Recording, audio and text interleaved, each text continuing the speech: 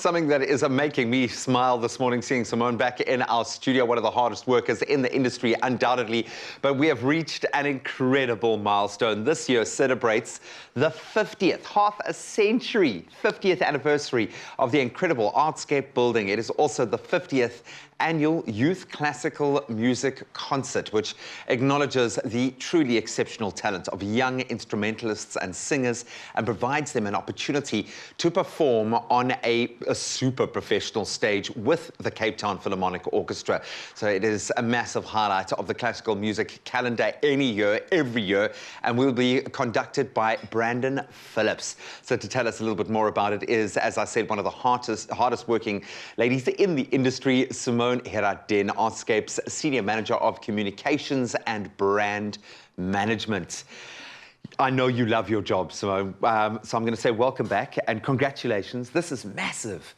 50 years. That is such an incredible milestone. It's an incredible milestone, and it actually, the Youth Music Classical Concert also epitomizes the 50 years of the transformation that from the Nico Milan to Artscape has gone through, you know. It's 50 years of youth that was trained since 1971 right through to 2021, and these youth are now, some of them are now professionals and traveling the world and are on world stages. Because of that opportunity that they were given at a critical phase of their development, especially in light of the challenges that the Artscape has faced over the last year. Does that make this that much sweeter that you have gotten to this point despite all of the massive hurdles?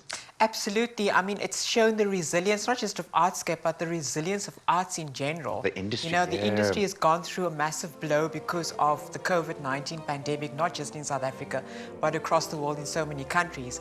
And to think that last year we were only online, this year we had 114 as per regulations in the theatre. And hopefully next year we'll have the theatre full with 560 people. Oh, let's hope, man. It feels like every step now is a step in the right direction. 10 participants from previous years have also been selected to perform alongside the Cape Town Philharmonic Orchestra. What an incredible opportunity. How do you go about selecting these incredible musicians?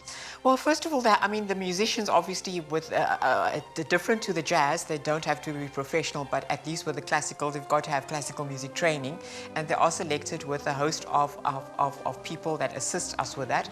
But this year, obviously, because we're celebrating the 50th, we've also selected the past and the present, and obviously the future that the viewers will see later on in the production. So it's to celebrate the entire 50 years of where we started and where we are now, and obviously where we're going to for the next 50 and 50 years on.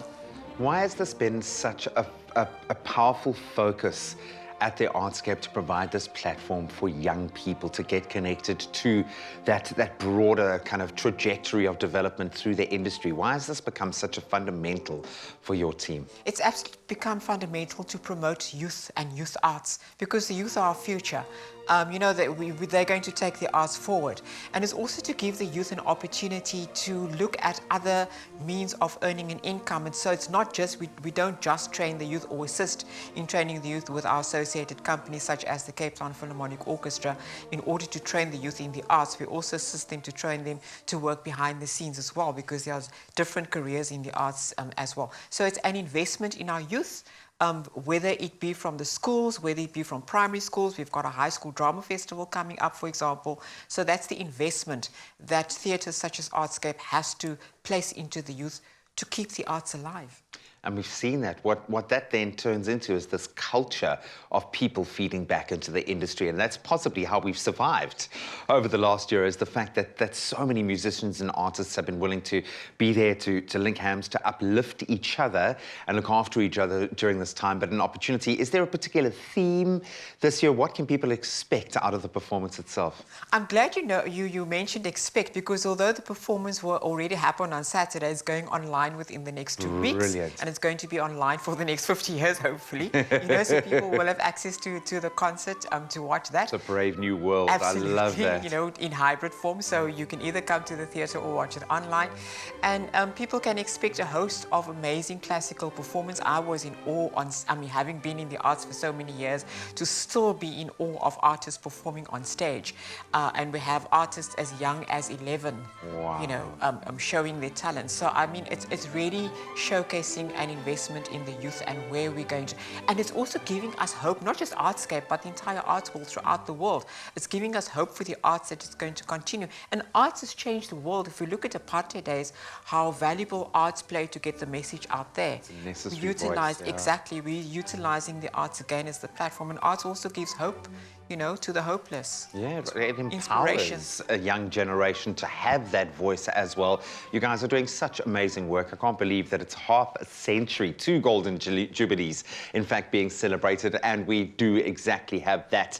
As Simone pointed out, performances that you will see from some of the musicians taking part in the Artscape Theatre 50th anniversary celebrations running in just a moment. Stick around.